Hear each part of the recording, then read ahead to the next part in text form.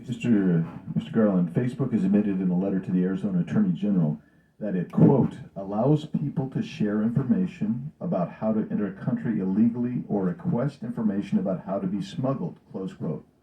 8 U.S.C. 1324 criminalizes aiding and abetting entry into the U.S. By illegal aliens. Have you sent a letter or issued a memorandum similar to the 10-421 memorandum directing departmental resources to be dedicated to investigating the apparent violation of law, similar to the one? Have you done that? I haven't seen the letter or information that you're talking about, but if it was sent to the department, I'll make sure that we look at it. It has been reported that Mark Zuckerberg also spent over $400 million in a, quote, carefully orchestrated attempt, close quote, to influence the 2020 election. Those efforts have been referred to as a, quote, private takeover of government election operations, close quote. Have you sent a letter or issued a memorandum directing departmental resources be dedicated to investigate these claims? I don't know what was done in 2020 in the previous administration of the Justice Department. We're talking about the election of 2020. All this has come out since then, and you've not. I don't know. Totally unaware of that? I'm not aware of what you're talking about. I'm sorry. So you have not sent a memo, or you're not investigating that either. Last Sunday, more than 300 churches in Virginia aired a video featuring Vice President Harris advocating the election of Terry McAuliffe as governor of Virginia. This appears to violate Section 501c3 of the IRS Code, as well as other election laws, and seems to be an orchestrated effort by the VP and McAuliffe to violate the law. Have you sent a letter or issued a memorandum directing departmental resources to be dedicated to investigating this apparent violation of law, similar to the letter you issued, the memorandum you issued on October 4th targeting parents who exercise their First Amendment rights at local school boards? No. On May 24th, 2021, under oath before a congressional committee, Dr. Anthony Fauci denied the National Institute of Health provided any funding for gain-of-function research, saying, quote, that categorically was not done, close quote. Today, this very day, the NIH issued a statement contradicting that testimony, which suggests that Dr. Fauci may have committed perjury.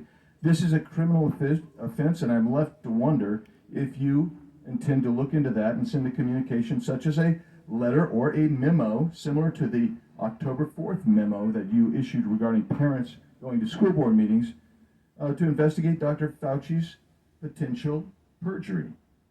Again, I'll refer to the long-standing departmental norm that we don't comment about investigations pending or unpending. The general point that you're making normally would come with a referral from the relevant committee.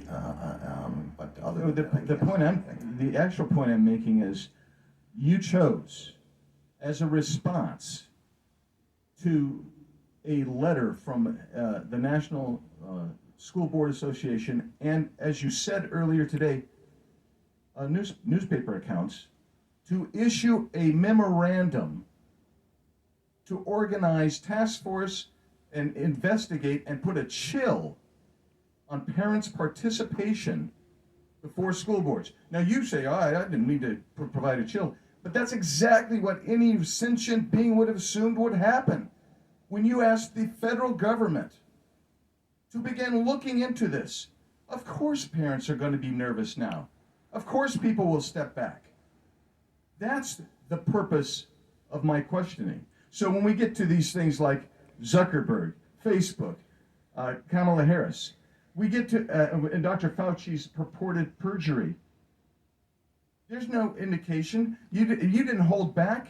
You issued a press release. You see the distinction? How about this one? Since January 20 of 2021, Border Patrol has encountered more than 1.3 million aliens at the southwest border trying to illegally enter the country. You yourself have acknowledged today that remains a crime. Have you sent a letter or issued a memorandum to U.S. attorneys directing prosecution of these cases? No, and the reference of cases comes from the Department of Homeland Security, as I mentioned before. Look, you've managed to issue a memorandum about parents showing up at school boards.